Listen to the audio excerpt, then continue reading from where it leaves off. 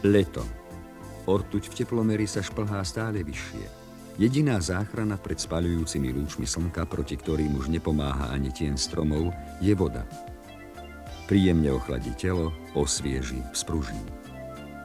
Pri vode sa človek zrekreuje, oddychne si. Bratislavčania nemajú zatiaľ veľa možností. Petržalčania sú na tom vari najhoršie. Už dnes tu žije okolo 150 000 ľudí. Okúpať sa môžu ísť len na Matadorku, Lido alebo Draždiak.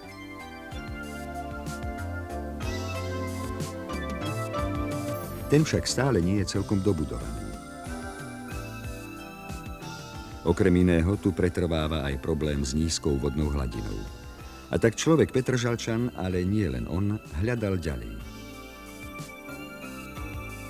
A našiel. Vlastne ani nemusel ísť tak ďaleko. Doslova rovno pod nosom boli priam ideálne miesta. Rusovecké a Čuňovské jazerá. S dostatkom zelene, tichom, pokojom. Toho roku je ale všetko inak. Pribudla táto tabuľka. Súdržka riaditeľka, nie je možné povoliť rekreáciu v tejto oblasti aj povedzme za sprísnených hygienických podmienok? Nie je možné. Nachádzame sa vo vnútornej časti pásma hygienickej ochrany 2. stupňa, kde platia určité hygienické zásady. Ide v nich o to, aby sa tu na ľudia nekúpali, nestanovali, nevykonávala sa tu športová činnosť. Tých činností, ktoré sa tu nesmú vykonávať, je viacero, medzi iným aj zemné práce. Áno, takže nemôžu sa v tomto pásme vykonávať ani zemné práce. Napriek tomu pokračuje stále výstavba Gabčíkova Naďmaroš. A tie zemné práce, ktoré sa v súvislosti s týmto vodným dielom tu vykonávajú, spadajú do pásma hygienickej ochrany 2. stupňa.